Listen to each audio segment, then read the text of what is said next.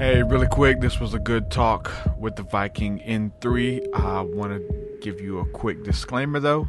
A lot of F-bombs, a lot of profanity in this one. So, yep, just a quick disclaimer. Hope you enjoy. Peace, peace. Buckle up, everyone. We're going to talk aliens, UFOs, ghosts, spiritual and paranormal. From all of the three moons, beyond your wildest dreams.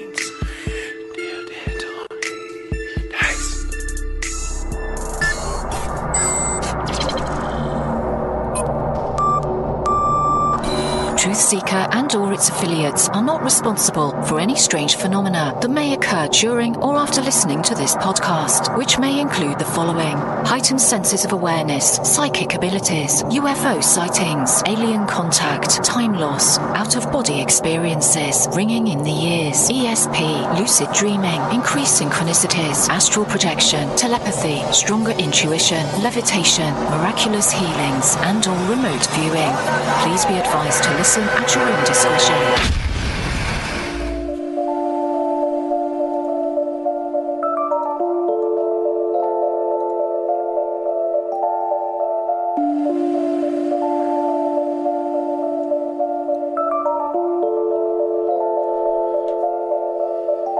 Won't you come and take me away? I just wanna be with you. Won't you come and take me away? To a place to walk on troubled seas, faith to stand when I don't believe. I just wanna be with you. Won't you come and take me away? I just wanna be with you. Won't you come? You are now locked into the TruthSeekah Podcast. Gargoyles! Psychics! Everything's ungodly! Dark savage! Streaming live at TruthSeekah.com. She's not a Christian! Give it up, y'all. Your portal to the paranormal, esoteric, and all things spiritual. She's tampering in dark sided stuff! And now, your host, TruthSeekah. Yo, what's up, ladies and gentlemen? I'm your host, TruthSeekah. This is the TruthSeekah Podcast. Man, I'm excited, delighted to be with you guys. As always, man, we got an awesome show planned for you, man. Shout out to everybody hanging out with us on the live stream, everybody who's watching this podcast on Facebook, Periscope, YouTube, Twitch, all those really cool places, man. Shout out to you guys. Phone lines are open. Haven't opened these phone lines in a couple months. You take risk when you open the phone lines, but the phone lines are open. If anybody wants to call in, the number is in the description, no matter where you're watching this podcast at. So give us a call if you have any questions or comments, man. We'd love to hear from you. I want to say a huge thank you to everybody who's supporting my work, making this podcast available to the masses, making this a reality, co-creating with me, bringing this to the table, man. I could not do this without the supporters over at Patreon, everybody who's partnered with me over there. So a huge shout out to everybody supporting, everybody who's been there since the day one, and then all of the new people who've come on since the last week or so. Want to give a shout out to some of the new patrons. Shout out to Barbie N. Thank you for coming on.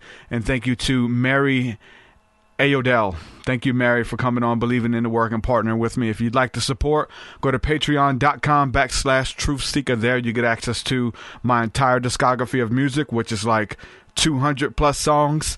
You get access to my new book is here, Spirit Realm, Angels, Demons, Spirits, and the Sovereignty of God, forward by the man himself, Jordan Maxwell, who vouched for the work. So yeah, if he vouched for it, go check it out. You can get a copy at TruthSeekah.com as well, man. Without further ado, we're going to go ahead and jump into today's discussion. My friend, the Viking. So much positive shit. Yeah, man. I just thought it was time to share the different aspect of myself, you know, like I've been just going through a lot in life as of recently, and now I'm just kind of wanting to refocus and spread who I am and what I've got to give to this world in all the avenues that are available for me. That's what's up, bro. Yeah, kudos to that. I checked out a couple episodes. What, you got 2 episodes in already, something like that? No, just one. The second one will be coming out this Friday. Yeah, just one, man. I just got it going. But the second one's coming. The second one's a bit more. I'm going deep. I'm going deep for the second one, but it's cool. It's cool. Yeah, man. You kind of see what you learn how to do it. Your first one was great, exactly. dude. Yeah, totally, dude. Totally. Yeah. Totally, so, man, I've been checking you out for a couple months now. People sending me your links and just I think the artwork catches, you know what I'm saying? I see some of you know what I'm saying, some of your images from the still shots of the videos and stuff on YouTube and stuff like that, and people sharing it on Facebook. And I checked you out, been checking you out for several months now, and seeing that it's real aggressive. There's it's aggressive underground hip hop that you do, but yet there's still like some spiritual undertones, man, some stuff about the astral realms. And aggressive shit has been at the forefront, you know, in my journey, but I think when I drop the album, it's going to flip some people, man, because there's some really melodic, light shit as well. And, you know, I just love to touch all spectrums of music because, you know, we're extensions of music, and I'm not going to, you know, box myself into what it was because, you know, we're always evolving, and we always want to go down different avenues and express differently, reach different people because, you know, the underground definitely, I think, calls me the most because I think the underground is where the shadow, the darkness, that's where the rough shit is, man. And that's where we got to go into the fucking depths of the shadows to go, yo, motherfuckers, there's some light in here too to bring every fucking thing up, you know? Yeah. That's one thing that I heard you say on your podcast. You were mentioning that in the underground, and then, you know, what you do, and I think what I do as well, it's like a niche of the underground. So it's underground, but then it's niche as well. So it's its own, you know, group of people that you select out. And you mentioned having to go like one fan at a time, reaching out to one person at a time, and eventually you have your own army behind you who believe in the movement. They believe in the music. They're helping you promote it. They're helping you push it, helping you fund it, you know, all these kind of things. And so that's what's different about being some type of like niche versus something that's just in the mainstream and talking about what everybody's talking about. You're missing out on a lot of people, but you don't do it for the masses. You do it for the ones who really resonate, right? 100%, man. And that's how you really resonate, just being, you know, true to your passion and true to your expression. And that's why a lot of people in those other avenues fade away after time because, you know, the connectivity is always on the surface. It's not in the depths. And if you get, like you're saying, if you get 100 people that truly connect with you, you know, they're going to fuck with you for forever, man. You know, I've been offline for a while and I just popping back up, and all the people that I've connected just with maybe one track, they're still there. They're like, yo, we're ready. We're waiting, you know, because you really resonated. Like you said, you really resonate with them and they connect with you, and then they're with you, you know, they're just waiting for you to keep pushing, you know? Yeah. For those who are listening, who don't know who you are, who aren't familiar with your music, just kind of give an overview about who you are, what you bring to the table. That's a question. Who am I? I'm an artist from Australia that likes to express his what he does, what he loves, man. It's just a broad, you know, when you give someone a question that's got so many answers, man, I'm here to create music that elevates the spirit, the soul, that brings power to humans that listen to me, and that, you know, I think music can change the fucking planet, dude. So, like, I'm just here to do my bit. I'm here to do my bit in the collective for those who want to tune into me, for us to raise and step into our power and just fucking change this motherfucking shit, man. That's my intention. That's my mission. And I'm going to do that with the avenue of music and other forms. So I hope that narrowed it down, man. Yeah, man. And so again, you cover just a lot. You cover everything, and I think good music, not only good music, good movies, like take you on a roller coaster ride. It's not just all love and light. You know what I'm saying? There's some darkness in there. There's some dark. You've been through some stuff. What was it, man, that you faced in your childhood and in your adolescence that really projected you to becoming the person you are today? Like, did you struggle with addiction, like trying to fit in, trying to find out your identity and things like that you really have come to understand who you are as a human now? Or what were some of the obstacles? All of it? Yeah, some serious challenge.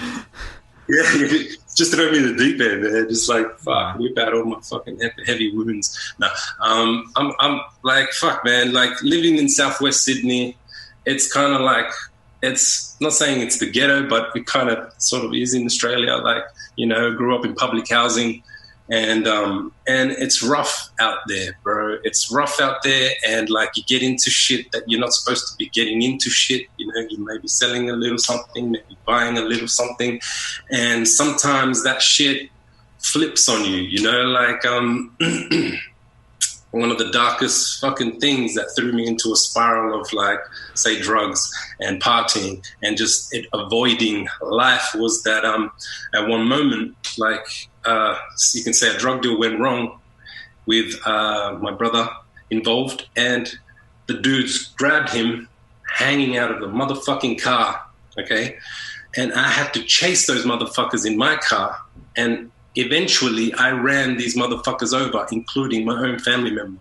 Damn. And I'm telling you right fucking now, man, that shit is heavy when you're picking up your family member and he's fucking distorted and fucked up because of some other fucking bullshit, man. Like, that shit changes you, man. That shit throws you into where the fuck you go, man. That like, you know, I had to bear the responsibility of my actions causing this thing, even though, you know, it's a ripple effect of what went down that night. But, you know, I fucking went through a lot of shit trying to, you know, get back to who the fuck I am and know, you know, what happened isn't like completely my own shit, my fault, which we all play a part, man. We got to be responsible for what occurs.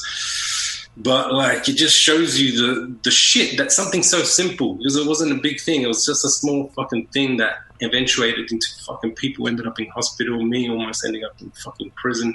And like your life just paused. Like after that, my music career went like nowhere because I couldn't travel. I couldn't do anything. I had to sign into the police every fucking week. And yeah, man, it's just like after that, I just said, fuck music, started taking fucking drugs and started going to electronic places. And the truth is, man, the drugs showed me, connected me back to love. As fucking crazy as that sounds, man, that shit sent me back on the path up, but it was also on the path down. It was like this. My spirit was going up, it was healing, bottom, but my body was going down, destroying my shit, you know, like my life around me was not being taken care of. All I wanted to do was be in that realm.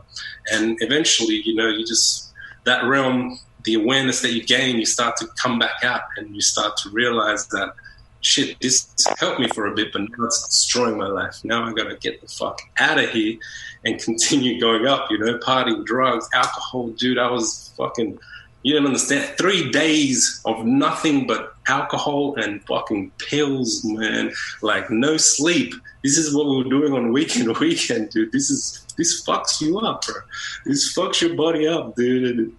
And like I could say I had some good times. I had some fucked up times. And yeah, bro, as soon as I moved out of the fucking hood and I moved to a place that is the energy up here in more northern in Australia is like, it's positive, dude. This place started healing me. This place started connecting me to where I need to be. And from there, like, you know, I can say my spiritual journey has always been, you know, and even when I was in the drugs, that's where I started to getting even more awareness of understanding energy, understanding dimensions, understanding realms. It's just like something starts driving you into that direction. So when I came here, I could start, you know, adapting everything, started to doing fucking yoga properly, started meditating correctly, started doing everything that is needed for the body to start aligning and understanding what you need in life. And it's pretty fucking simple. You need to put in the right food and you need to take care of your mind through these practices and your body. You know, movement, food, and meditation is like the key to the path of within, you know. And yeah, this place that I moved up here, that's when it started to get more spiritual in my expression. You know, before this, I had a group called SMACKTOWN, and we were like, fuck the system. We were like ready to burn down reserve banks, man. We were like, wanted to slice fucking corporate politicians' faces. Like, this is the aggressive place that I was at. I still had the mission, you know, of fighting the shadows, but it was the wrong way, because you can't fight the shadows with darkness. You got to fucking fight it with love. A lot of people think you can, though. Like, I got to go down there and look like them and dress like them in order to fight them. But yeah, it doesn't really work. Yeah. Nah, man, you just like them, you know, and that's what they want, because they thrive on that darkness. They thrive on hate. They thrive on anger. So if you're angry at them, they're winning. And it's just, you got to flip it on them. You got to be like, I love you, you crazy motherfuckers. You want to kill the world, but I still love you. And then they'll be like, shit, I can't poke this motherfucker, you know. Well, when it comes to like doing shadow work, man, and when you come out of that, a lot of that stuff, right, the darkness and stuff, and it's embodied through a lot of different things, right? Did anything ever like manifest, especially when you're coming out of it? Like when you try to leave that stuff, sometimes it's like they try to scare you. You know what I'm saying? These type of entities or some of the lower level kind of things. Did you ever have any of those weird moments of trying to like scared you, or you seen something on the other side or something? Yeah, like to tell you the truth, I feel my say clairvoyance is through feeling. You know, like some people connect through sight, some people through hearing. Like I can hear, but I can feel. Like my level of feeling is other realm. Like I can see images through feeling. If that even makes sense, you can't see them, but you feel them. I don't know. So like I've definitely gone through experiences, but it's like a few years ago, I said to myself, anything that I fear, I'm going to go head to head with. You know what I mean? I'm going to go head to fucking head with whatever scares me. So like I did some practices that started really challenging that, you know, like I did a shamanic burial where you buried yourself alive, you know, where you can breathe, but you're fucking buried. That shit fucks with your reptilian brain, because it's kind of like, shit, this motherfucker's trying to kill you.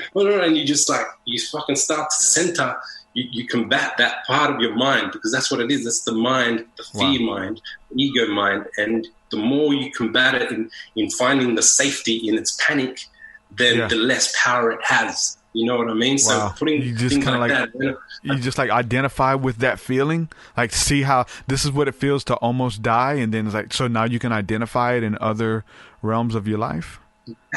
Exactly. Yeah, like other realms or in other moments. Like any moment now that comes up, because I've centered my heart. Like once you lock in your heart and your safe center here and know that this is your home and this is the knowing, like you have to connect to this knowing of who you are. It's like it's deep, but it's sort of like what people say, but you have to actually legit connect to this motherfucking space. When this space is this knowing of your eternal being, like nothing can shift you. Like you go through the dark fucking valleys, but this is here and you're always safe. You know what I mean? I've like gone through like psychedelic experiences and it's just like shit, and it's just like boom. Like, I'm safe, man. There's nothing that can fucking happen because I'm fucking safe here. This is my ground, like your foundation. You connected that fucking foundation and no shadow work, no entities, nothing can fuck with you, dude. Like, you here, they come and then you're just like, I'm here. I ask you, get the fuck out of here. And they got no power, dude. They can't do shit. You are in control of your reality, your fucking existence, and they can't, you know, like, challenge yourself to be safe in the most scariest fucking moments, you know, practice that, connect. The meditation, dude, that shit was like through meditations once on a new moon, that's when I went deep, and all of a sudden, like my fear, because growing up I was scared of exorcisms, demons possessing you, you know?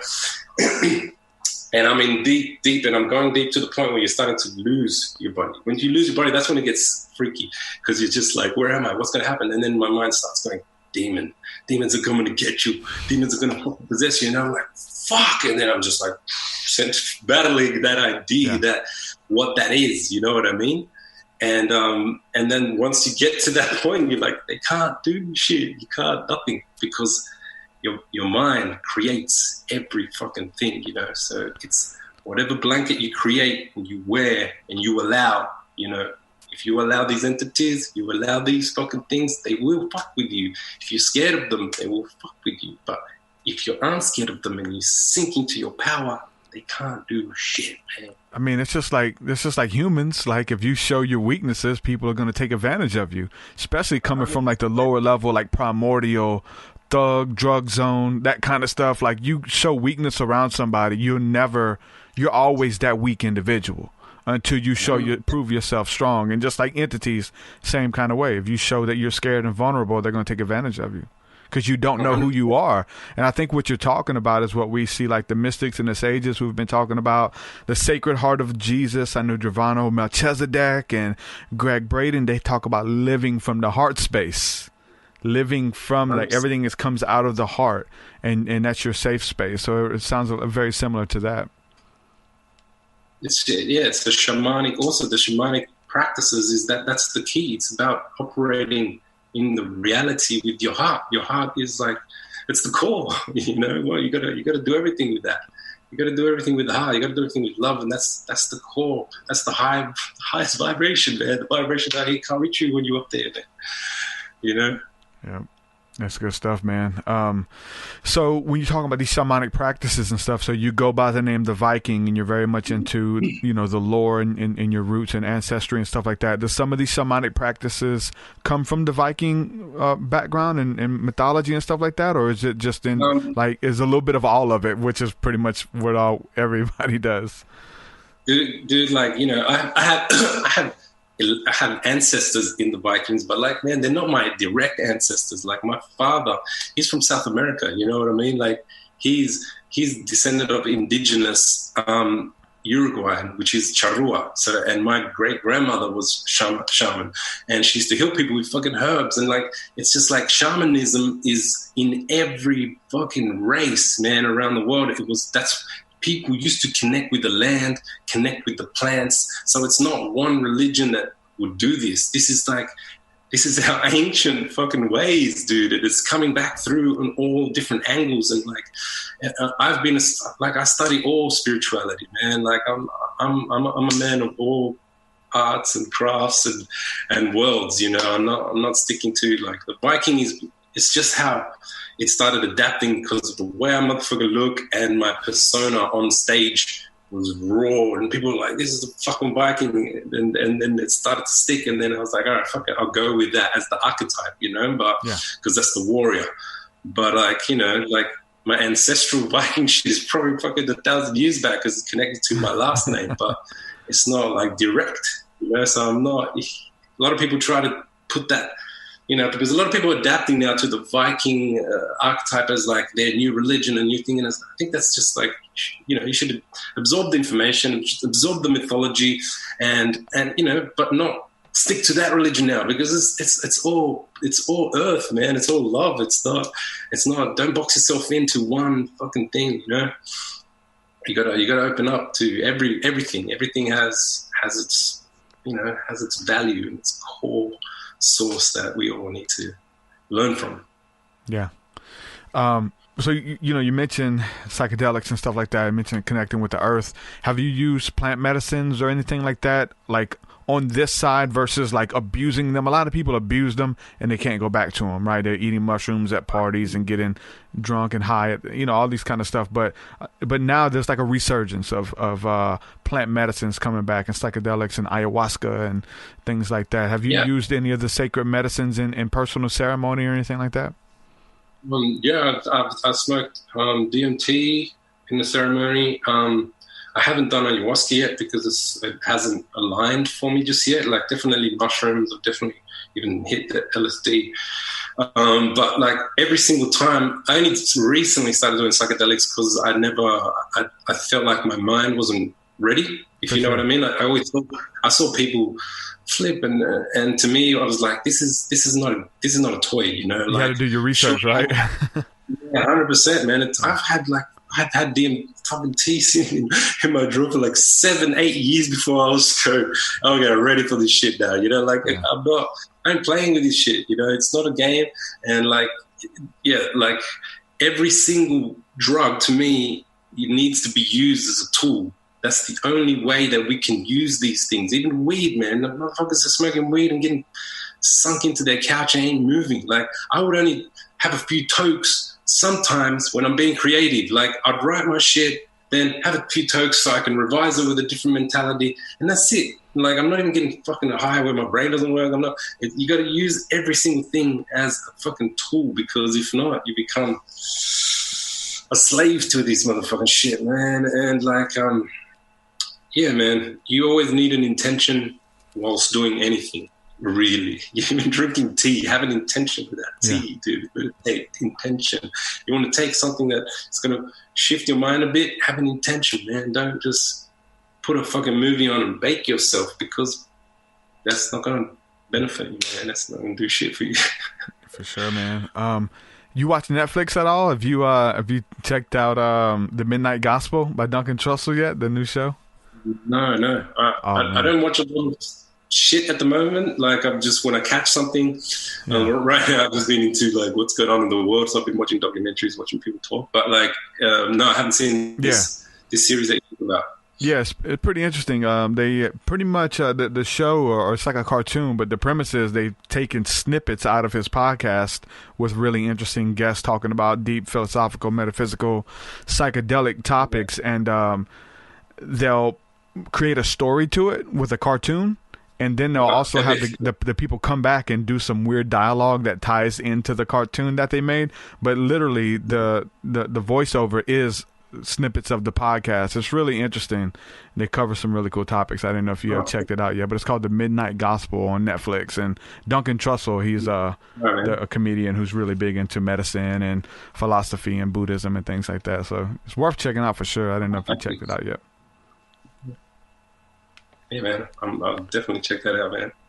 For sure. But yeah, so you know what I'm saying? You mentioned like spending time in meditation, encouraging people to meditate. What are some of the practices that you do when you go into meditation? Do you put music on? Do you light incense? Do you get really quiet and just get all the thoughts out? What are some of the practices you do? There's a few practices that I do, I guess, because I meditate 2 to 3 times a day. Definitely when I start my day, I started off doing Qigong. Qigong is like a movement meditation in a way, you know, it's energy movement, soft and just like, but it's also meditative because you have to be connected to your movement. Do that. And then I do some yoga, and then I get into meditation. First I do chanting. So I'll chuck on some humming, whatever, just to open up the vocals, open up my, that part of the meditation. It's just like each has a different vibe and intention. So then, and after that, like lately I've been doing this thing called Ishakriya by Sadhguru, which is like, you just meditate on, I am not the body, I'm not even the mind. And you're just kind of repeating that in your mind, which starts to like disconnect from this physical realm. That's one practice. And then, I think what's important in meditation, the one that really tipped me over in understanding, is this meditative book that I read by Edgar Cayce. And it's about connecting to the feeling. Like, people try to connect to the words and try to shut your brain up and how about, like they say in the meditation book, it's kind of like peace. And then what does peace feel like? And now focus on the feeling of peace, and then you're just sitting in that state of peace rather than thinking or trying to create something, you know. So like that is, to me, was a really game changer on disconnecting from the mind. Is actually, oh shit, peace, love, or you know, the intention. And then you start to navigate through emotions rather than thought processes, you know.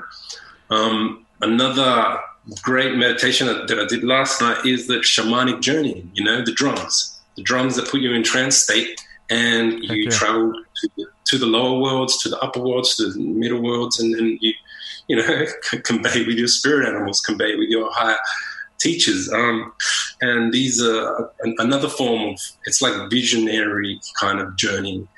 And then there's other ones where I'm just like going into trance state to, say, reprogram a part of me that is not beneficial for me. You know, like if I'm fucking eating shit that I don't want to eat, so I'll get in trance state and I'm like, I'm fulfilled with the amount of food. Like, I just reprogram parts of my mind to the things that are more beneficial for myself through trance meditation as well. So like, there's a few there that you can dive into, and then guided meditations are always good as well. I love sometimes just chugging it on and then going on a journey with somebody, taking me through the galactic realms and diving into suns and just like enjoying this shit. And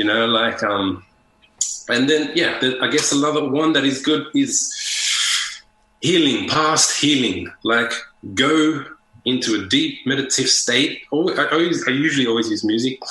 Go into the past of yourself to reformat and reframe things that have occurred that have left wounds in you or hurt you, and come to terms with what has occurred and change it. Like you can change the reality. If someone used to pick on you when you were fucking small and now you're traumatized by that, you can go back into that meditative state, come back to that person, have a good relationship with that kid and feel that, like feel how it shifts within you. And it's like you can change all those wounds. You can change everything in the past with your mind because it's only a memory. So if you can shift your memory and replace it with something good, something beautiful, that is what will start playing out throughout you. You can unravel yourself there. You can undo the damage through meditation.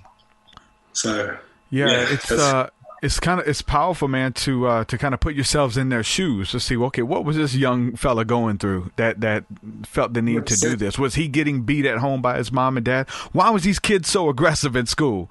Why were they always trying to fight me because their dad was beating the mess out of them every night.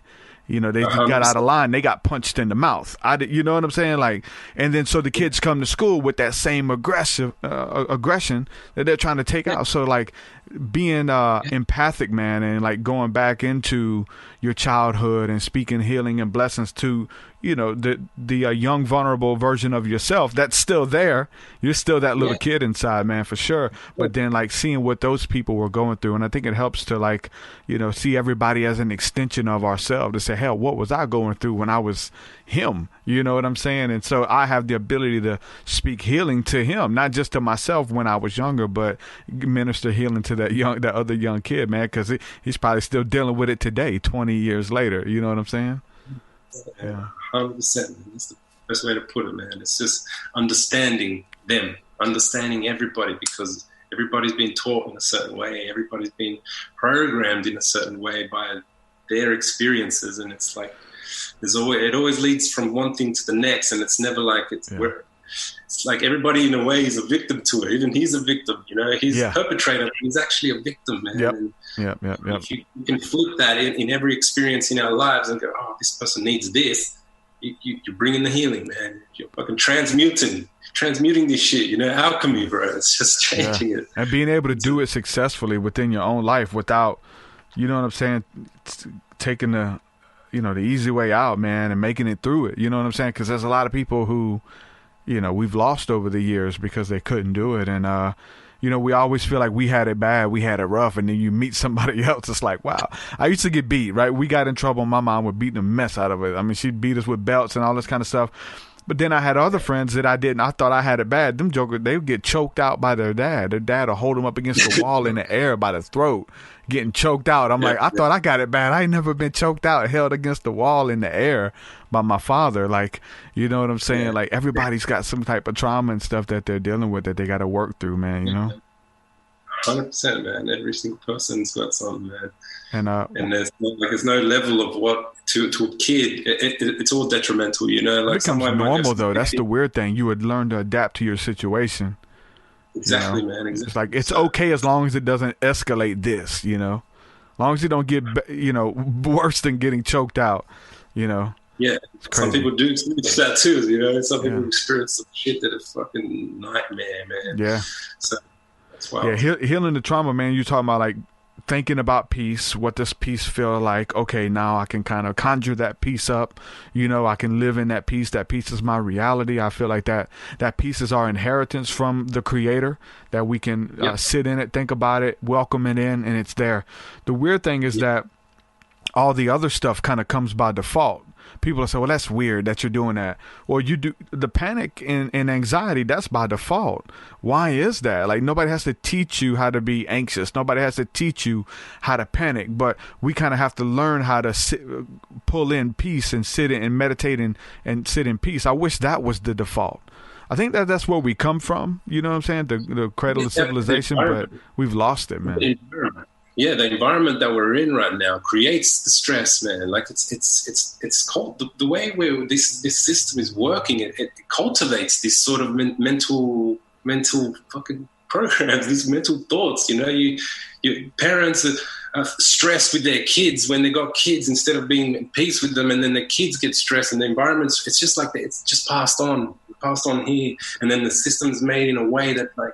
It's just stressful. Hey, deal with it with some drugs, deal with it with some peace, but they're not getting to the core issues of why people are stressing, why you created something that this is the default, you know? And then now we got to, like you say, we got to learn how to undefault it to find peace as the default, you know? And it's work, but we're all capable of it, man. We are all capable of finding that peace and connecting to that state. And yeah, the world around you changes, man. People don't understand that when you find your peace, you're grateful for this existence, you're grateful for this life, and you fucking appreciate it on a daily basis. You know, that's another meditation I didn't tell you I do. When I wake, after all my meditations, I put a track on and I start saying thank you. I start saying thank you to this. I thank you for everything that's been given to me. I start thanking my body. I start thanking every part of my body, loving every part of my body through expression. And then I'm telling you, your body is so thankful and happy, and it starts healing, it starts working with you. You know, you got to be thankful because, man, we got this shit. We got this fucking life. We got these trees. We got this sun. We got this beautiful shit on this planet, man. You got to be thankful. When you're thankful, trust me, you're in a state of receptivity, and the fucking world continues giving to you, dude. It's just like, I don't know, man. It's just wild. You gotta, I do that, man. I do. I start it all. I start every day. Everything really moves out of gratitude. Like, thankful that I'm here, because I could have been gone a long time ago.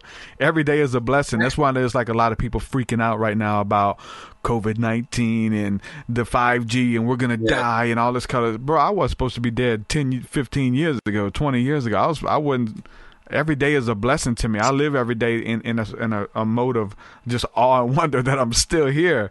You know what I'm saying? So like, I'm just in gratitude, and I don't let that stuff get me down. Like, whatever you entertain, man, like you kind of submit to. So I've been mindful to like understand that there's a fear agenda, that there's this helpless agenda, and so being one to, like, you know, push peace and cultivate peace for myself, for my family, and then for my friends and for my community as well. Being vigilant about it too, fighting for your peace, man. It's not free. You know what I'm saying? Like, default is free. Default is, you know, where let the chips fall where they may for the day. Well, today I don't feel good. You know, I don't just listen. You gotta, you know, you have to tell your body how to feel sometimes. Look, I know I don't feel like it, but I gotta man up, and I have to adapt to the situation, and speak to the situation too, man. Speak peace to it and love and blessings. And I start with the breath, you know, just the thankful, just okay, I got breath, I'm still here, and then my heartbeat, look, my heart's still beating, you know, and just understanding that you have another day here, man, to make it right, to experience something new, to help somebody, you know. Yeah, man, totally, dude, 100%. It's big. So if anybody wants to call in, the phone lines are open. The number is in the description there, wherever you guys are watching this at. You guys can check it out. I want to play just a little snippet here of one of your newer videos from the Viking shit video, which is really, really good. The visuals are amazing. Right, yeah, I got lucky, man. Got a good team on that. That's amazing. I'm going to play a little snippet of this stuff so you guys can kind of hear a little bit of it. place to wake the serpent mama. I charge up, infect got the ancient ravens on in. I swarm in, I'll snap the jokers there and immaculate. The fame games, a fake claim to king's names. I came to bring the pain, choke 'em with 2 chains. A myth man, I smoke clans like Wu-Tang. My men brain, let's be real, is insane. Your freshmen got dirty lips in a cipher. They triple speed of the mic and they ride it. These bros made in China, faking designers. These little kids touch the culture was en África bombata. ¿Qué pasa, you motherfucker? Mi raza en tu puta casa. Esa no tu tierra, anda, que son una puta rata. Señor Mr. Presidente, no entiende esta mala karma. Te hace la cama, papacito, mate, placa, placa. Ojo de Torre, yo order when I met your border. Yo wasn't for harder than Nazi disorder. As sons and their daughters are falling, I can't just surround it. Defense of the dollar, my mission is written. The rhythmical wisdom is written to speak through the vision of fear. Never seen the religion, the dominions and illusion. I'm spitting the ammunition and killing the mass confusion. Ain't nobody stepping to deliver when I'm with so he's a chopper too, man. He's a chopper. Good stuff, bro. The video's amazing. Again, you guys got to definitely check that out. Bunch of really good work, and you know, you chop it, man, and you're talking about some deep stuff too, and it's aggressive. So I really dig it. Really dig what you got going on. Have you heard of a group called Healing? But it's HEILUNG, something like that. The Mongolian rock band. Think so. Yeah. Can you hear it? They're like playing with bones. It's like industrial music, but they got bones and stuff too.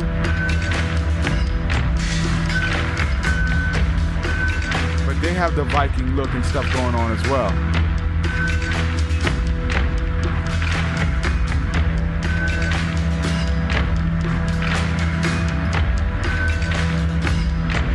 Show this to you if you haven't seen it.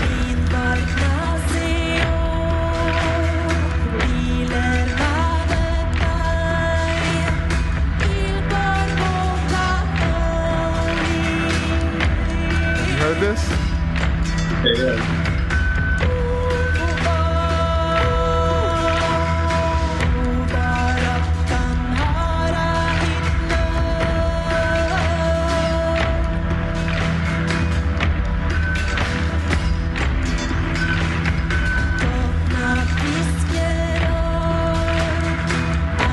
Interesting stuff, man. I wanted to share that with you. I didn't know if you had heard it yet. I was like, man, that's some Viking stuff, man. It's pretty dope. Yeah, we got an epic stage show, man. I was definitely going, I need to up my game, man. I need some wow, dude. It's like a movie or something. Like raps, like he's throat singing rapping, man.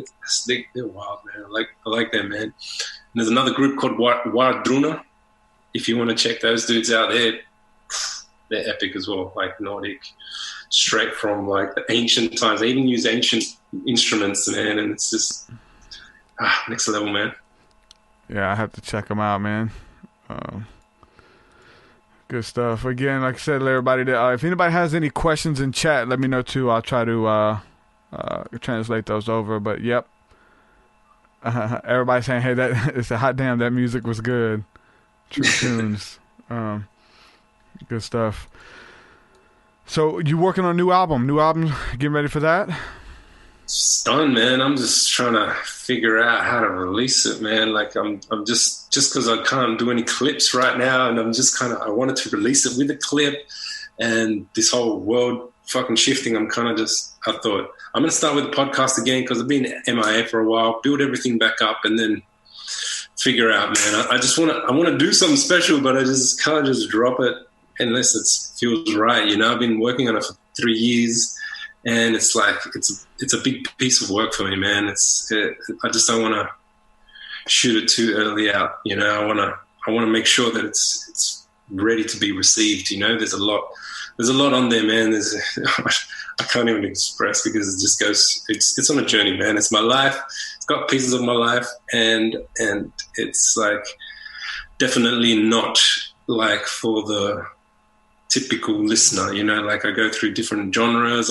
I'm like Viking shit. It's not, you never heard a track like Viking shit. It's just different. And some people sometimes don't know how to receive that right away. So the album is like that, man, but with all different types of genres, with all different parts of my cultures, with different parts of hip hop cultures, with some spiritual fucking deep messages. It's just, I gotta get it out there right, man. I gotta make sure it's lands correctly. Yeah, dude, as far as like being independent and doing everything yourself, man, it's so hard. You know, with not having like a machine behind you. You got to do it right, or you release an album and nobody hears it. I hate that, man. I got some friends who are really good at rapping, dude. They're killing it right now. They're putting out so much material, but nobody's hearing it. And they don't even care though. They're just like, hey, whoever hears it good. But it's like, man, there's no plan to launch it. You know, there's no launch. There's no, hey, let's do this. Let's, get an email list. There's none of that. They just put the music out and share it, and they'll sell 7 albums or something, and they're fine with it. And it's like, man, I hate that. And they're for good friends of mine, and I hate that. But being independent, man, it's like you got to do all the work. You have to study it and figure out a plan on how to do it. Unless you really have a team that's going to help, you know what I'm saying, who just takes it on, which I also have friends who do that. But it's a lot of money, and you got to pay for all kind of stuff, Dude, it's money. Independent living, man. It's crazy. It's difficult, but hey, man, it's the life we chose, and it's fucking, it's fruitful inside, man. It's good for us, like it feels good to do it the way that we want to do it, in a sense where we create what we want rather than fall into some of the traps, but yeah, it's the journey, man. And if you love music and you love the journey, then it's all good. Yeah, it's part of it, man. Just the whole independent living, man. What are some of your influences, bro? I know you was talking about somebody like but listening to your music again, you have to like more than just hip hop. It comes out, I know you're a big hip hop head, but it's got, there's a good fusion of a lot of different things, especially with my music and listening to you. It's not just hip hop. What is some of your musical influences over the years? Yeah. Well, when I was doing my whole partying and drugs, man, I got into the dirty electronic scene, like it was like the heavy metal of electronic music, and people like Waterton and Proxy and just like Justice and this guy called Sebastian. These are like all European grimy fucking dungeon electronic music kind of producers. Definitely that realm was very prominent for me, and and then obviously it's certain, like I didn't jump completely into the rock scene, but like there were bands that I fucking got into, like fucking Metallica, System of a Down. Like these people like spoke to me from outside, and man, classical music, like seriously, Mozart, some of that shit fucking gets me, dude. And raised by like my dad, who's Hispanic, like he plays Latin music. He's a musician, and Latin music was very prominent through the start of my life as well, And so like, yeah, obviously hip hop got me, but I've always just absorbed music from different places. I never stuck to one avenue. There's like, if music speaks to me, it speaks to me. There's no bad music out there, no bad genres. There's just badly played music, So some genres got some bad shit, but they got some fucking epic shit too. You just gotta be ready to receive that, man. Yeah. And just don't close yourself off, man. You never know where you're gonna. Yeah, I think the older I get, the more I appreciate other forms of music too. Especially like even the music I hated when I was a kid, or it just didn't like a lot of it was country music, but now I go back and it brings me back, like listening to old country, not new country. You can keep that, but the old country, it like brings me back to like a simpler time when I was a kid riding in the back seat of the car. You know what I'm saying? Carefree and going swimming and stuff. That old Southern country music, I like a lot of that. Anything 90s nostalgic though, 90s rock, Yeah, alternative. Man, totally, man. Each decade had some good shit, man. Had some real good shit. Yeah. Anything from the 80s, I don't care if I just thought it was corny as a teenager or didn't like it. If it's from the 80s, I'd turn it up. I don't care what it is. Yeah, nice like that. Love it. So as far as like hip hop and stuff, I heard you mentioned Eminem and who was it? Eazy-E were some of your favorite hip hop guys you were listening to. Right? Yeah, totally. Yeah, like it's funny because that's my friend introduced me to hip hop. I think I was like 14. Like I listened to hip hop before that, but I wasn't into it. But that's when I got into it. And he was the Eazy fanatic, and usually when that fanatic passes that on to you, know. And then I was just like cracking up because Eazy was fucking funny, man. He'd make a funny story, even though he didn't write them, but his voice, he portrayed them correctly, and they were funny, man. He's talking about robbing a bank and then fucking a chick with a cock or something. And you're just like, you're a kid, and you're just like, that's hilarious. And then, you know, NWA, and then you start going down the avenue, then Bone Thugs, because they're all in that sort of realm. And then Wu-Tang started popping through. And, and then Eminem popped in. And then at first, you know, your resistance, because you're like, who's this guy? And this was like when the Slim Shady was an EP. It wasn't even an LP yet. Like, it was just like, it started spreading. And you're just like, oh, and then you started to go, wait a minute. And then all of a sudden I was into it. And then he just started blowing up. And then I was just like, through high school, like the last years, that's who connected with me the most in those years. And and then from there you just start evolving, you know, like Tech and Kendrick were the latest two that popped up and showed me two different fucking very valuable very valuable techniques, you know, like Tech is just fucking intricate, percussive, and just like relentless, man. Energy, pure fucking energy that human is, man.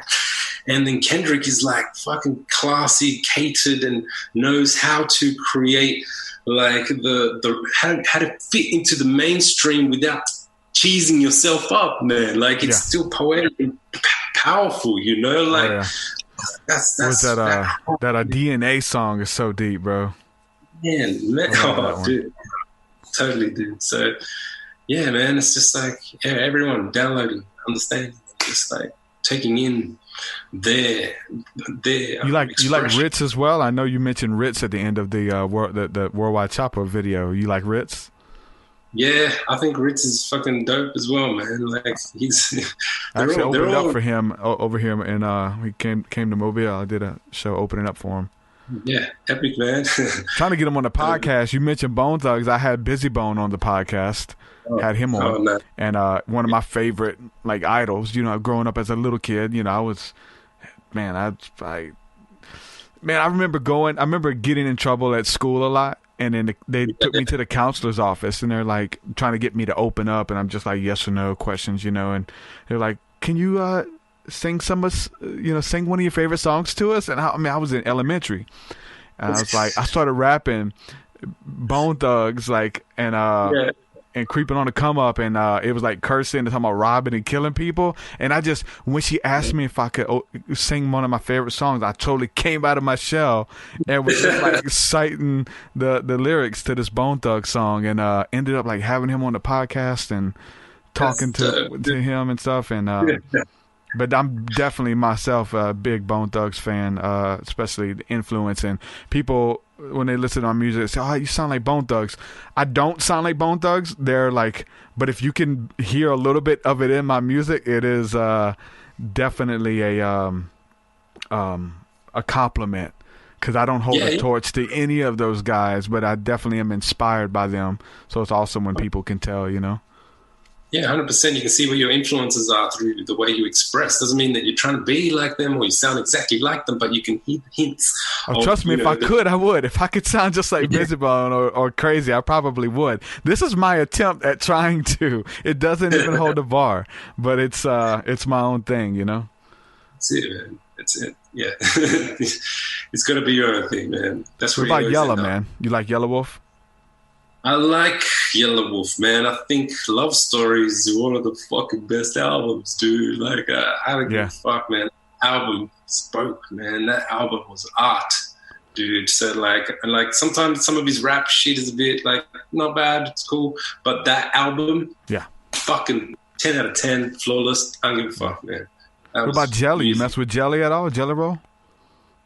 Who's that? Jelly Roll. He does a lot of stuff with Ritz and Yellow Wolf. And I've only seen that a few tracks he done with Tech and Calico. But yeah, definitely fuck with what I heard. I just haven't like dived into his realm. Yeah, he's good, man. He's got an album or EP called Addiction Kills, I believe. It's everything he's put out since that, being more melodic. A lot of those guys stepped it up when they became more melodic. Yellow Wolf as well, Jelly Roll. Obviously, Tech has Chris Calico to do a lot of his stuff, and he's amazing. Unstable, like that song in and of itself is so dope. I like to show people that one. A lot of people know a lot about Tech, but they don't know much about Chris Calico. Like as far as like, you know, you got to be a real fan to really appreciate Calico. You know what I'm saying? But that's a great song. Yeah, man.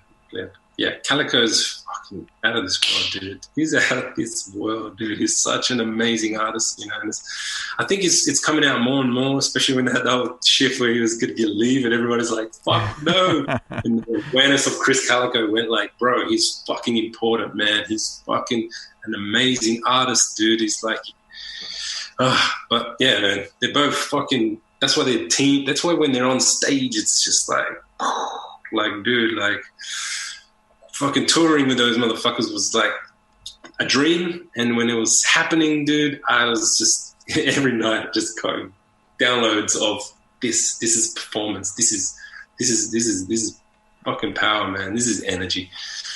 Amazing. Yeah, and you're talking about like doing the spiritual work, and I know like meditation and spirituality, that plays a big part, but like the music and art, right? Coming out of you, that has to be a huge release, right? To get this stuff out, the creativity and my message and stuff like that, and using music as a vehicle, and even your, you know what I'm saying, your imagery, man, your tattoos, and you got the scars on your eye, which is super dope. Like just a little bit of the whole aesthetic, the way that I express myself, like that's a release as well, right? 100%, man. Like it's.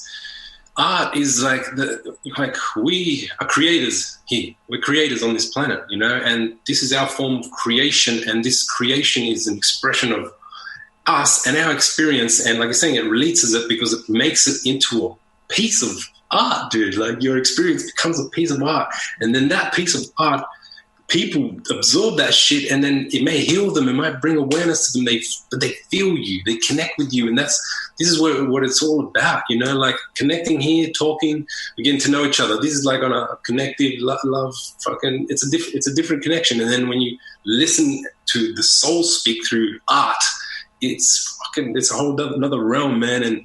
And it's healing, like. Vibration, man. We all fucking vibration. We're all fucking songs, man. This is an extension of this whole thing, and it's just like, yeah, dude. Music is powerful, and you know, like, it's also very necessary for people. Even if you find your creative outlet, whether it's drawing, whatever it is, and it doesn't have to be professional, but get it out. Get that shit out of you, create it into art, and it fulfills you, you know? And then you never know, if you show it to a few people, like, man, you might heal them, you might resonate with them, you know? Like, but just do it for yourself. Do it as therapy if you'd like to see it, you know? Creativity can also be a type of therapy, and we're all creators. No matter what it is that you can create, whether it's a fucking jumper, whether you can knit jumpers, like, create. It's innate in every single person, man. Yeah. I think that's like the greatest form of worship back to the creator, man. Is like we're little creators, bro, and we're proud of the things that we create, and we're like, you know, and I feel like when we connect with God, like he feels that way towards us. Like, hey, look what I created. I want to show you these things. And I mean, and there's nothing that's left off the table. I mean, in my book, I go into like the darkness, man, the demons and the angels and the fairies and all of this kind of like, hey, I created all of these things, man. What you think about them? Like just blowing our minds with levels upon levels upon levels. And you would see something like, even with our art, when we share it with people, and then people are like, there's something else to your music, right? Am I hearing whispers in the background of your music? Yep. I whisper in there. There's some hidden messages in it. You know, Alex Gray, like if you look at Alex Gray's art, you're like, oh man, and you're finding little other hidden images. And it's like the longer you look at it, the more you appreciate it, the more you get out of it. And I feel like God is like the same way with us, with life, creation, mystery, and all of it, dude. So that's the beauty of creating and imitating our Father, I believe, man. Yeah, man. Yeah, definitely. I love that you do that. And I think that's, like you said, man, I love when it's like there's more to it. There's more to it, man. You just got to go deeper. And then you got some of the people who there's nothing to it. It is at face value. What you see is what you get. And they're like, no, there's got to be something. Illuminati. Yeah, they create it. They'll create it, which is good because then they're creating these fucking stories and to what you've created. Like, and sometimes your soul is doing that without you even realizing. I think this whole reality is that, man. Totally. Part of the narrative in the bigger picture. There's a couple different theories for it, but I know I heard Joe Rogan call it like something like the mold theory kind of thing. Like we're like, you have to look at us as one people, and even like continents and looking at countries and even some of the places that are less developed or whatever. When you step back, we move as a unit. You know what I'm saying? As like the blood cells on the planet and. It's so deep, but we are the hero's journey. You know what I'm saying? That we're all going through this individually, but collectively at the same time. And once we are aware of that, then I think we can help people navigate through their stuff because you've been through it. You know what I'm saying? You know what it looks like. Yeah. Totally. It's just holding other people through it once you've gone through it, and also not forcing it, just being in your expression. It'll do the job. You just be you, express what you need to express, whatever's calling, go for it. And other people, when they need to tune in, they will. You will just align correctly to the things you just need to do.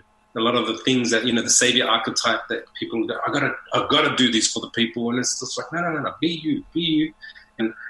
And you just got to express. You just got to express what comes out, And obviously we have the core intention of benefiting ourselves, benefiting the world, that should definitely be always the core intention, but it's got to be natural and it's got to flow, we got to flow. Everything's flowing, man, and it'll connect when it's the right time. I think going through the darkness helps with that though. You know what I'm saying? Of being at rock bottom, because you know what it feels like and you can kind of like have empathy for people who are at rock bottom. And you can identify it in people who are good at hiding it. Oh, I'm good, man. You're like, nah, you're not good, dude. You're on the verge, man. You know what I'm saying? That you have empathy because you've been there. You know what it's like. And so now you're thankful for breath.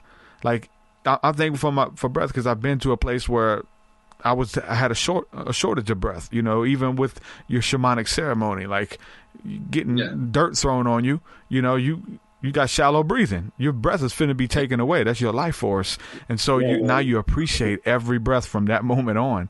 And when you hit rock bottom, man, there's a new appreciation that you emerge with. It's a process, and a lot of people have to go through it for themselves. Now we can help them and help them navigate through it and not have to spend as much time maybe down there. But there's a new appreciation for the light and the darkness, 100%. Man, it all feeds itself, man, and we wouldn't be where we are without the darkness. So it's kind of like it's just understanding the polarities of existence and understanding that they're both useful to create who we are and to build strength and to build, what we need to be in this life. These challenges, these are all teaching us. They're all lessons, and that's all this is. This is all lessons and growth, man. Who knows where to we're going next, man? But the human experience right now is like a school, man. We are here learning, teaching, all in one thing, going through all of these things. And yeah, man, like we're here to hold space for those who want to be held. And we just continue walking through the darkness, man, because there's a lot of it out here, man. This world is fucking built on this shit. So we got to bring back the light through this fucking dark. You like Hobson? Yeah, man. I think he's fucking super creative, man. I love how he flips shit. I love the way his brain works, It's definitely an amazing creator, man. Yeah, the reason I just asked because I remember he had a lyric in like Nocturnal Rainbows that talked about how like he pretty much talked about how default is sadness and heartache, but you have to work to be happy. You have to put in the effort. That really changed for me once I understood that, because I had this weird understanding from a Christian background of like that God wants everybody happy. God wants everybody walking in their call and doing what they were put here to do. And it's like God just kind of like is like, you could say he wants you to, but if you do it, then you deserve it. Like, you have to work for it. It's not free. You don't get to come here and just, work and have a passion and all that stuff. You have to, whoever puts in the work, they deserve it. Like, you deserve a hit single and an awesome video because you got started up, y'all planned it, y'all worked together, you went out there and shot it, you guys edited, you paid the money, you wrote the song, and then now you got go ahead. And now you have a really cool video now because you put in a lot of hard work. It's like, so other people would envy, man, why he got a good video? I want a good video. Well, you can get a good video, but you have to work for it and get the contacts and go shoot it and write a good script and all this kind of. You got to work for anything, bro. You know what I'm saying? It's not just given to everyone.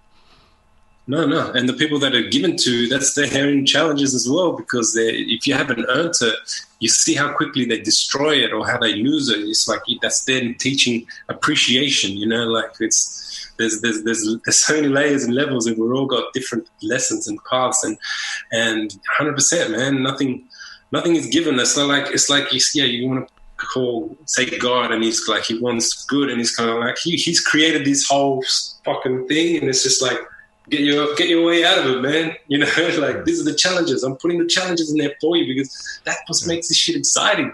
Like, if it was just fucking straight easy, then what's the point? It's fucking very, very well architectured, this existence. The whole challenges.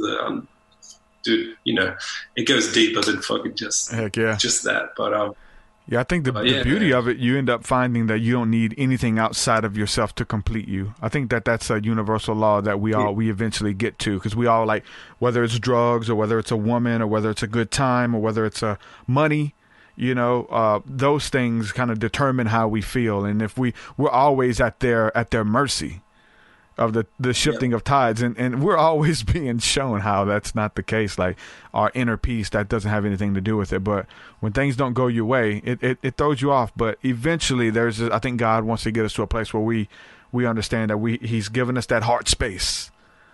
Go to that. Don't put your trust in chariots, as the Bible says. Put your trust in me, which is how you get to me, is through the sacred heart space, going within. That's it, dude. That's exactly it, man. Once you connect to that, you connect with yourself, because you actually you shed all the shit, you shed all the illusions of who you think you should be, who people expect you to be. But then you're like, I'm here because I know who the fuck I am now, and now I can express from myself, and then nothing can fuck with you because you're in that heart space and you're in who you are. And then when things come at you, you're just like, no, that's bullshit. No, you can see through all the shit because you're not full of shit. when you're fucking wearing the bullshit, we can't see it properly, man. We just fucking we get caught in this shit. But that's the growth of the awareness. That's the growth of connecting to self, and that's like I said, that's the journey. The journey is out there, man. It's actually this way, dudes. Yeah. it's a fucking plot twist, man. Yeah. We got a question here. This is from Krisha D.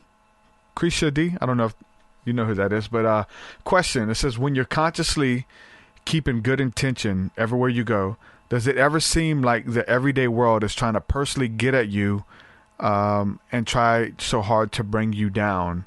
They just feel like whether it's those dark forces or a negative force in the world, the devil or demons or just, your ego or whatever is like. But even like as a creative force that's working through other people, you know what I'm saying, in situations and events, I think it is. What about you? I feel it like it's a warfare kind of thing spiritually. Yes and no, like both of them. Like, I definitely think that there are certain things that come at you, but they're also the things that you still haven't worked through in yourself. Yeah. If you're still getting triggered by something, you're still getting bothered by something, you gotta go, why? Why does that bother me? What is that person doing that bothers me? What do I have to reflect on as well? So like there's two angles, because there's definitely our own shit, and you like, if something small happens and pisses you off, and you're just like, oh no, man, I fell into it again. Why did I fall into that? What do I have to look at? What am I fucking getting? Oh, because of this shit. All right, work on that. And the next time, these are the challenges. These are the growth. We're always going to get thrown the shit that we need to overcome. So like, Yeah, man. And well, if you're conscious of that, you're already on the right path. Like if you're already having that inner dialogue, that okay, why does this piss me off when I see this woman walking by me with wearing these clothes, or with this baby, or why does these people make me mad? Why when I see somebody happy do I get mad? Okay, it's because I'm not happy. You know what I'm saying? Like as long as you're having that inner dialogue, you're headed in the right direction. 100%. Yeah, that the key is to be awareness of your emotion, catch your emotion when it happens, and then question it. You know, question why I got you, why I pissed you off. You know, just ground zero, or else you get lost, you get caught in it, and all of a sudden you go down that channel of emotion, and then you're on the other side going, "What the fuck did I just do?" You know, I got pissed off, I kicked the wall, and then you're just like, "Oh fuck, I broke the wall, man. I shouldn't be doing that shit." You got to catch yourself before it goes down that, man. And it's sometimes tricky, man. Sometimes they get you're straight in, you know, and these are the shit that we got to fucking, that's the work, man. That's the work we got to do. It's big. It comes down to our day to day. I know, what's his name? Charlemagne from the Breakfast Club. He has a quote. He says a lot. He says, "Don't make permanent decisions based off of temporary feelings." Like, and you talking about like when we started this podcast, what you had with the car accident and all of that, like this escalated. Hey, that escalated quickly. You know, how did this happen? Well, 10 minutes ago we were chilling. Now this, you know what I'm saying? It's like being aware of who you are and being able to just take a step back and have an objective view of your situations, your feelings, your emotions. You know, you got to be having that dialogue, man. If not, you'll just be responding to everything that comes at you and not even, you're just getting into the carnal mind, the ape monkey mind, primal mind, and not really being rational. And a lot of people lack that, bro. You know, that's the problem with the world, you know, getting mad. And like, I think we're going to war and doing weird stuff in with trade deals and stuff, just over like people being offended, somebody making Trump mad. And he's like, okay, you going to do this? Or, like weird stuff that kids do. You know, they're responding like children, you know, but when you grow up, it's time to become a man and quit thinking like a child, and you have to be responsible for your actions. So you need to think about them. And there's a lot of 100%. Old people who still think like children. They get mad, they get easily offended, they just lash out, you know. Yeah, dude, it's. I think it's just the old way, like the old mentality, the old programming, like the masculine, the mass. What is it? When a dude's like, you know, treats women like in a certain way, like what's that word? Mass. I don't know, but it's a toxic masculine mentality of, you know, that our parents had or their grandparents had, because that, you know, information and the information we have now have opened our awareness to these patterns that we can combat or learn from and grow. When back in the day, vulnerability wasn't a thing. Like, to be a man wasn't to be vulnerable. You know, like, you have to be a man, and this is how this shit should be. And that's the program they passed down, you know. And so, like, a lot of older people, you got to fucking change 60 years of programming of brain neurological pathways. It's difficult, dude. I'm like, meditate. I told my parents to meditate every day. They're not fucking doing it. They're not going to do it. They just keep living how they're going to live, and you're just going to be, I accept you guys for how the fuck you are. You know? It's hard to teach an old dog new tricks, as you always heard, but I tell you what's cool is when you see older people doing it. When you see older people having those awakenings, you know what I'm saying? That's really cool too. Dude, yeah, like there's some things that change. Like, you know, my dad's gotten into the eating healthy shit. You know, he's taking care of his body. You know, on my mother's side, not so much. She's just still kind of like, nah, I still eat these snacks. I'm trying to get her the good snacks at least. Like, yeah, it's like it's a step. You know, every step counts, and like, you know, food's the first fucking step, I reckon, out of, you know. It's like one of the hardest ones for me. I can't lie to you, but I know how powerful it is. It is. I think it is the hardest for everybody. You know, food is the thing that if we can beat the food, the rest should be way more easier. You know, because it's like it's years of like our body ourselves are, you know, addicted to what we give it. You know, so those foods and our bodies are still going, no, I want that. So it's difficult, man. It's difficult. Talking about, you know what I'm saying, feeling and doing the inner work, meditating and stuff like that, being emotional, being vulnerable, you know what I'm saying? What about crying, bro? Is that something that you do? Yeah. If I need to, 100%, dude, I'll cry. I'll do anything that I emotionally feel. You know what I mean? I've always been an emotional, straightforward person. You know, never. I've just whatever comes, man, is like, it's like I've always been sweet with it. You know, I've been like, as a dude that comes out like a fucking killer Viking. Like, I'm pretty in touch with my femininity, in a sense, like my softness, my emotionalness. I can balance that pretty well, man. I can be here crying with a person, but if some dude comes out here, I can get my sword out and fuck him up too. Like, I'm not trying to invoke violence, but you know what I mean? Like, you need to be able to balance both. It's okay, like, fucking cry. It's okay to be emotional. It's okay to express yourself. You know, as men, we can express ourselves, and it's okay. We're not weak. There's no weakness in expressing yourself. It's actually strength, because you can't do it. So it's harder for us to do, or harder for people to do. So you got to do that shit, because it just lets it all out, dude. You don't know how good it is to let out the shit that is in here. You know, it doesn't matter what people think of you. It doesn't matter if your partner's not going to accept it. You have to let it out, because it'll eat you up. If you hold secrets, if you hold things that you've done that you're fucking ashamed of, and you hold them in here, they will fucking conjure into monsters and fuck your life up, dude. Let it all out, dude. Let every emotion out, and teach each other to be able to accept this sort of dynamic, man. We, as people, as friends, you know, it's hard, because I know there's circles of friends that if you go, oh man, what is going on? They go, oh, you're a pussy.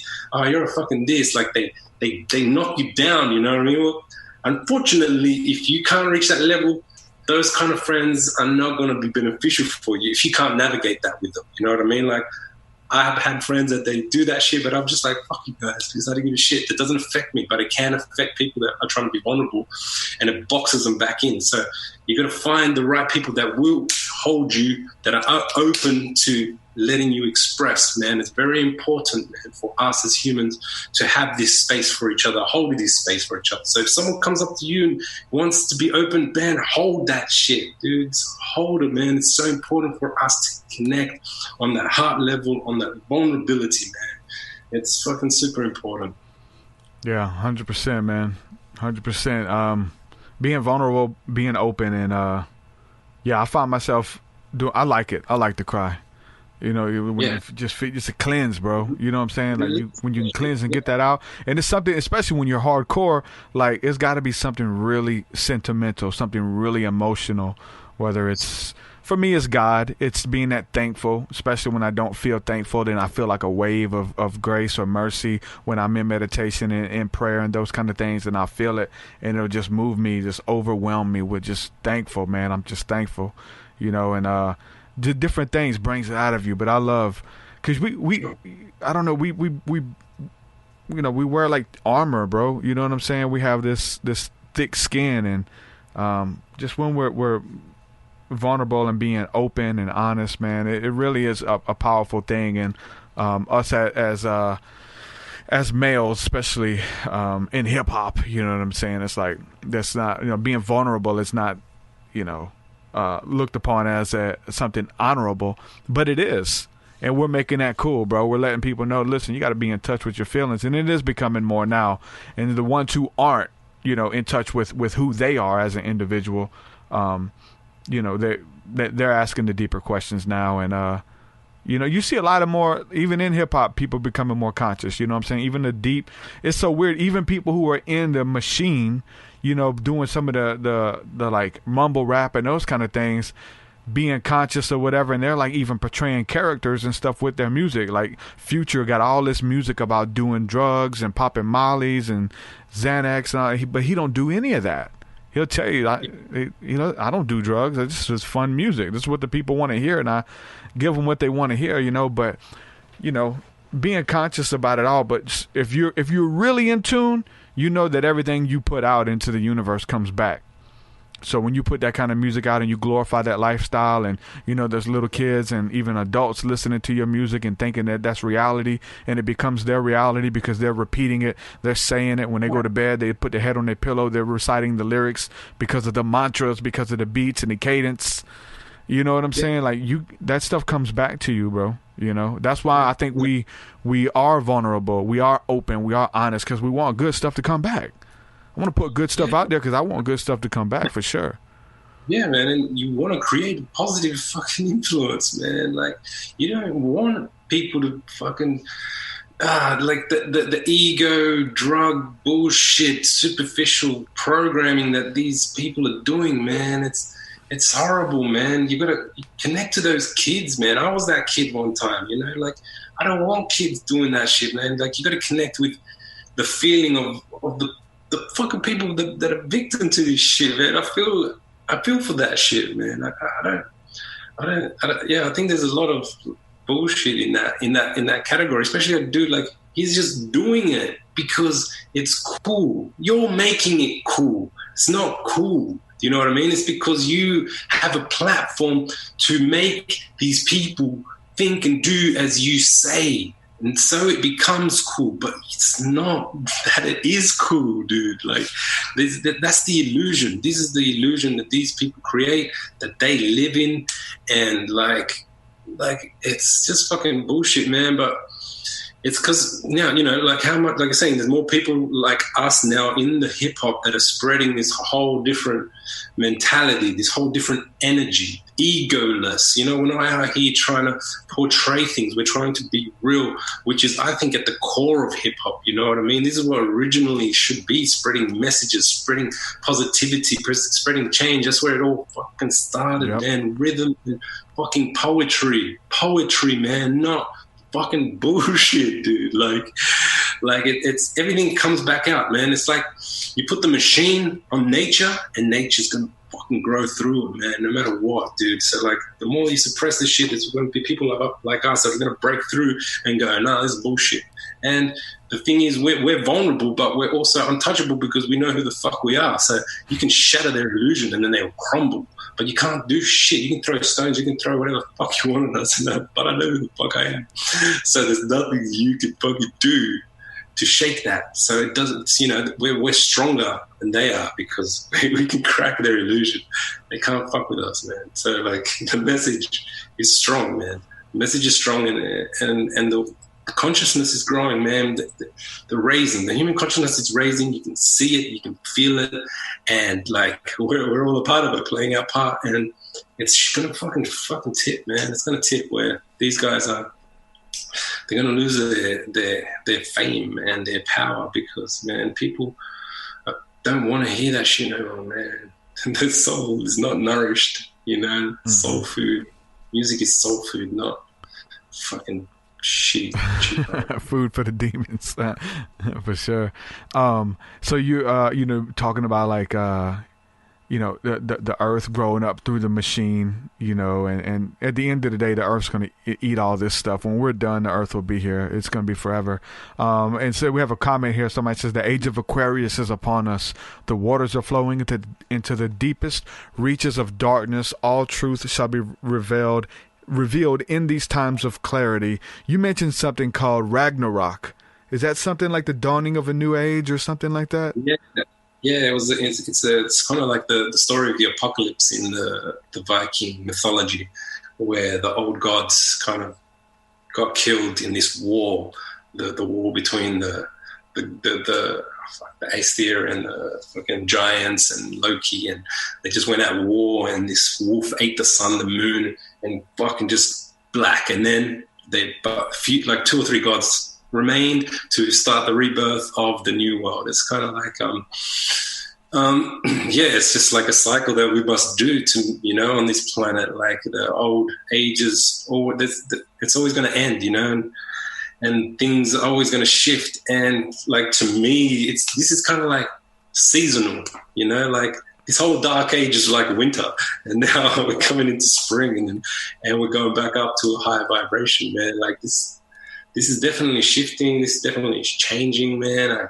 I can fucking feel it, dude, and I can feel every motherfucker that's on this path, and it's just like, it's definitely a dawning of a new age. I don't know if it's Aquarius, I don't know what it is. Like, I've definitely read about that, but it's definitely things that just depends on what I guess what mythology that you go with, but it's very, very much similar. The dawning of a new age, and You know where we're headed. Even in like the Hindu traditions, it's talked about the yugas and Kali Yuga, and the nature and machine thing is interesting because it talks about like nature, man using machines to fight against God or fight against nature with machines and technology. You know what I'm saying? And evolving so that we can get. And we definitely see the elites and those guys trying to play God as well.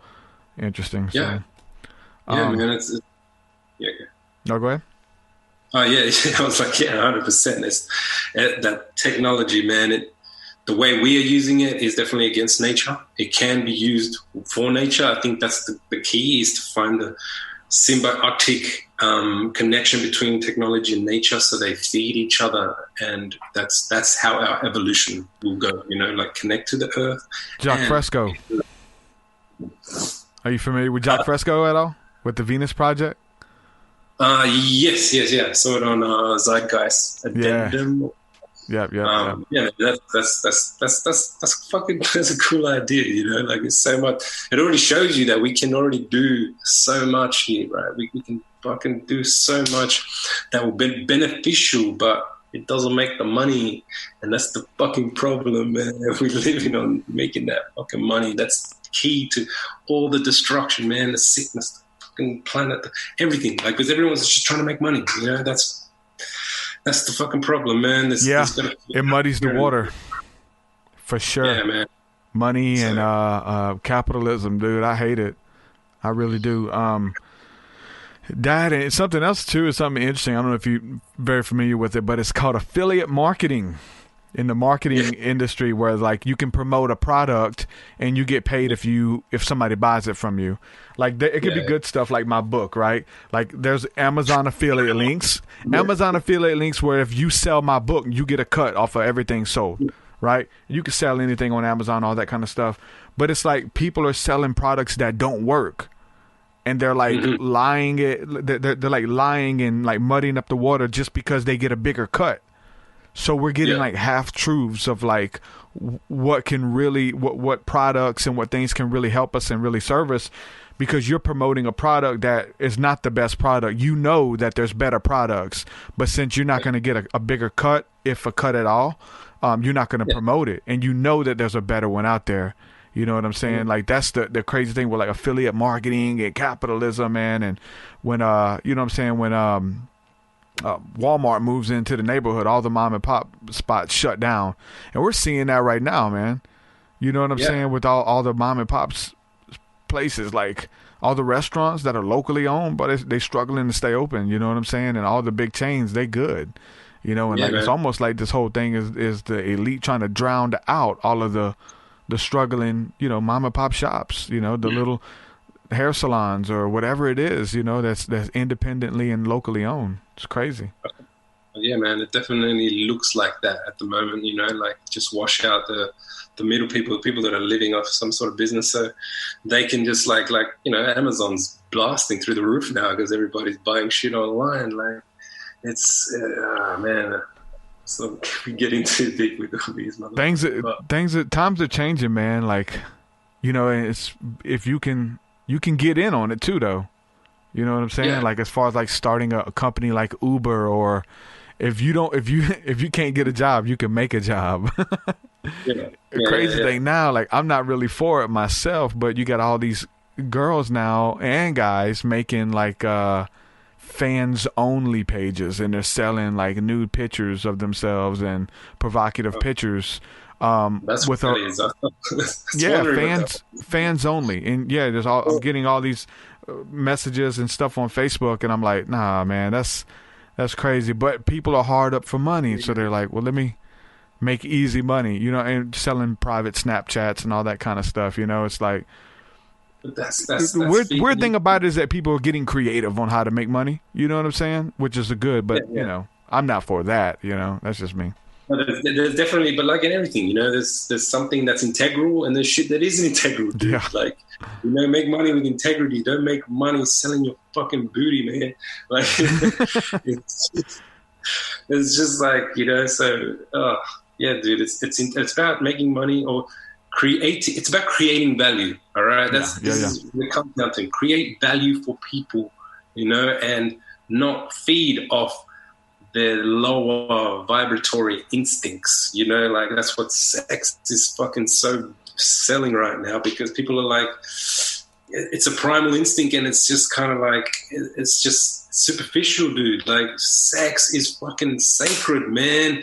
Nudity is fucking powerful, but it's sacred. You shouldn't be just putting it out there for anybody just like that. Like you gotta, if you're doing creative art, yeah, cool. You can still do some cool things that are representing something, but like it's gotta have a fucking core, powerful message, you know. Not everybody needs to be out here showing their booty and selling that way, man. It's not the right way. Yeah. Do this shit. It's not connected. Yeah, it's when everything it becomes a commodity, when it's just like easy access and there's nothing sacred anymore. Well, exactly. I had a lyric in my song, but I was really talking about religion, but it goes to everything. And I said, the devil has infiltrated everything we held as sacred. So take it. It's overrated. Snatch us up out the matrix. I'll travel down to Shambhala and honor the God who made us. Like, you know what I'm saying? Like the devil has infiltrated everything we held as sacred. Religion. The devil took that over. The devil took religion. That's his now. You know, churches and all that kind of stuff. You know, God, you can still find God in those places, but God is within. You know what I'm saying? And so anything that we held as sacred, like we need to hold on. We got to fight for it, right? If it means something to you, you should. And all of these, you know, things that are, you know, the devil, the enemy, you know what I'm saying, the negative forces in life, you know, that try to take your innocence, you know what I'm saying, take something from you that they tell you that you can't have back, you know, piece of your mind, you know. Totally, man. Reminding everybody what the sacredness of existence is, you know, and redisconnecting them from what they've done to our fucking reality, man, and all the beautiful things that we hold, you know. It's yeah, man. It's about remembering everything is sacred and to treat it that way and how to treat it that way, man. Yep. For sure. Well, bro, I appreciate this talk, man. I appreciate you coming on, hanging out with me. I really enjoyed it, man. Go ahead and plug your work, dude. I know people can find you anywhere pretty much if they type in the Viking, one word with the N3. But where's the best place to check out your work at, your music, podcast, all that stuff? Yeah, man, VikingN3.com. That's where my hub is right now. But like, you know, my strong platforms is definitely Instagram and Facebook, you know. And if you do, always click on the see first, so I don't have to fucking pay Facebook for you to see my shit, man. I'm sick of these guys squeezing every penny of us fucking artists trying to just put our work out there, you know what I mean? Dude, if you fuck with it, see first, man. Like, see fucking first, because I can stay connected with you regularly, man. And yeah, man, I'm just check out. I'm just gonna be flowing out shit. I got my podcast out. The album will be coming soon, man. Viking shit is definitely the track to listen to right now. High Power, the remix of High Power that I've done to me stands the test of time. I fucking love that track still to this day. So if you want to check that shit out, and the Golden Features freestyle is good too. But yeah, man, just find me on those platforms. Let's connect and let's just continue journeying together, man. This is what it's about, man. For sure, man. And everybody stay tuned for the Viking and TruthSeekah collab coming to you real soon, man. Hell yes. Sure. Hey, bro, thanks again, bro. Really enjoyed it, man. I'll send you a link when all this stuff is up and out on all the platforms and stuff, man. Thank you for connecting with me, man. I really enjoyed it. Dude, it's been amazing, dude. Like this is just, you can just feel the flow of this conversation. You know, I didn't even know what fucking time it was. We're just in it, and it's been amazing. It's been uplifting, and fuck, man. You know, I feel it. I feel you. Appreciate you, and appreciate what you're doing, man. I see you, brother. I see you. Ain't that, you know? That's it. All right, namaste, my friend. Bless. All right. Take care, man. The Viking N3, ladies and gentlemen. Good hip-hop artist, creative, expressive,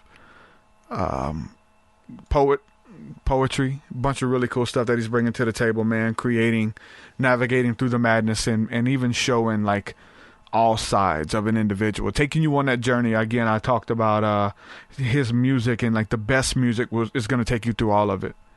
It's one thing when you just get to see one side of, okay, this is what you bring to the table. This is the only side of you that we get to see. But like if we look at music like Tupac, Tupac took you on a roller coaster ride, my friends. Like sometimes you're going to see the poetic, you're going to see him fight for women. You're going to see the next track, he's dogging women. You know what I'm saying? It's just always just something keep you guessing.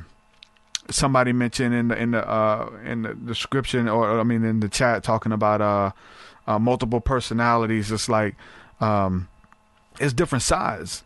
Like you think that you only get to see one side of that person, and that's all you get to see. You really only get to see what side of that person that they show you. You know, and you don't even, I don't know if you don't fathom that those other sides exist. Probably because we put people on a pedestal. You know, hip hop artists or whoever. I do it for I did it for preachers, and I still do it with people at times. But like people are people, man. Nobody is above reproach. Nobody is better than someone else. And I remember doing it for like Benny Hinn, you know, thinking that these people are holy men. And then when you see them be a regular person and have regular dialogue and like to laugh and joke and all those things, it really just messes up your paradigm, because you put these people on a pedestal. You got to make sure, especially the religious people, understand that like you're supposed to put Jesus on that pedestal, not me, not, you know, your favorite preacher, whoever, man. It's people who and I tell you, like, identify with the people who are authentic, even if you don't agree with everything that they, as long as a spade is a spade, man. Like what you see is what you get. You got to be wary of the ones who won't let you see the other side. You know what I'm saying? Those are the ones, because they're trying to hide something from you. They know if you find out about the other side of them, they're in trouble. So when you walk in the light, man, and it's not just about, you know, not wanting to change or not wanting to better yourself, but being comfortable in your skin, living from the heart space, man, knowing your truth. You know, it's okay. It's comfortable to, not comfortable. It's uncomfortable, but it's healthy to even have your views and your opinions and your belief systems challenged. You know, I got a couple of messages the other day after the interview I did with Dr. O, and they were like, "Hey, thanks for talking about that stuff and mentioning that stuff." And so yeah, it's like you got to have your belief systems checked. You know, at least that's how you prove what you really believe, is when it's challenged. You just, I mean, most people, that's when they have a rude awakening, or it's an awakening nonetheless, even though it's a rude awakening. You know what I'm saying? It's still an awakening when you have your beliefs challenged, or you listen to, or the first time you find out that, you know, there's other opinions or other philosophies that go against what you believe and hold to be true. You know, you got to check that stuff. And then what do you believe on the other side of that? How do you get through it? Do you just hunker down and believe it and put your fingers in your ears, or put your head in the sand like an ostrich? Like, or do you kind of go through the material? Do you say, well, it could be who I am or my experiences in the past? And we all have to do that. And it's healthy. But it's cognitive dissonance when that other information comes in and we just zone it out, or we don't want to listen to it, and it's not, you know, we just disregard it because it doesn't fit into our paradigm. And we're all guilty of that, for sure. But we have to be careful and make sure we're not, you know, into confirmation bias, where we just look for information that echoes what we already believe. And most of us are even like guilty of that. Like, you know what I'm saying? We only share articles that we agree with. We only look for this stuff because if you're looking for it, you're going to find it on both sides. But once your views and opinions are challenged, man, and you just pick the best one that makes the most sense for you, and that holds truth, and you know, you're going to have your beliefs rocked to the core. It is what it is. But what happens on the other side of that? But God. That's what holds up. That's truth at the end of the day for me. The beloved disciple here in chat says, I still love Benny Hinn. Though. People hate on him because he's a really nice teacher on spiritual things. He's helped me a lot, to be honest. I love Benny Hinn. For sure. But again, I was just saying that we put him up on pedestals. People laugh at me because I love Benny Hinn, but Benny Hinn's an OG, man. Benny Hinn knows more than he lets you know. Benny Hinn knows a lot of esoteric stuff. He knows a lot of stuff about those books that were taken out and some of those things, and he'll sprinkle it in and stuff a little bit here and there. But he uses wisdom with it. You know what I'm saying? But yeah, I love Benny Hinn. Let's see. Well, shout out to everybody hanging out with us in the live chat. I've been reading your comments the whole time and really loved talking to this brother, man, and just a creative individual. You're going to get the raw stuff. You're going to get the bipolar stuff. You're going to get the peaceful stuff. You're going to get the warrior stuff. It's a little bit of all of it. And so that's what he brings to the table. And good stuff. So check it out. With that, I'm going to say peace and shalom, man. Thank y'all for hanging out with me. Really enjoyed it. And we'll do it again. I got another podcast in the morning. So for those of you who are listening live, you'll get to see this one in the morning. This is claims the channel Jesus. I almost didn't take this interview. I just didn't want to do it. They just kept emailing me. And finally I was like looking at it stuff. Why not? I say this a lot. I channel Jesus, so it was cool. But I'm wondering, when you got a whole website and a whole book and all this stuff on channeling Jesus, like, what are you saying? Is it going against what Jesus already said? Is he double-minded? Is he talking against what he had already said in the word? Like, I'm just nervous about somebody coming on. But we're going to have that discussion tomorrow, 10 a.m. Central. If you want to listen to it live, you can hang out with us. If you're listening to this on the podcast app, it is going to be the next episode. You can check it out. I'm excited, scared, a little bit of all of it. It's going to be a good conversation, y'all. Patreon.com/TruthSeekah. Support me there. Get access to a bunch of stuff as well. So it's totally worth it. Like for $5, you get 200 songs. You know, songs that you can't get on anywhere. Exclusive music for $5. Check it out. Patreon.com/TruthSeekah. You also get access to our Thursday night School of the Mystics. We practice breath work, pranic breathing, tapping into the presence of God through the breath. Peace of God, rest of God. It's fun. I enjoy it. It's good stuff. Somebody said a couple weeks ago, they said they feel like they got high off of breathing. They got high off their own supply. If you want to check it out, join with us on Thursday nights. It's good stuff. Like-minded people. Love y'all. We'll do it again real soon. Peace, peace. Your will so much higher than mine, so much higher than mine, so much deeper than mine, so much deeper than mine. Well, that does it for this episode, folks. To hear more episodes of the TruthSeekah podcast, head over to TruthSeekah.com. And if you're wanting to support the show and get rewards, go to our Patreon page at patreon.com/TruthSeekah.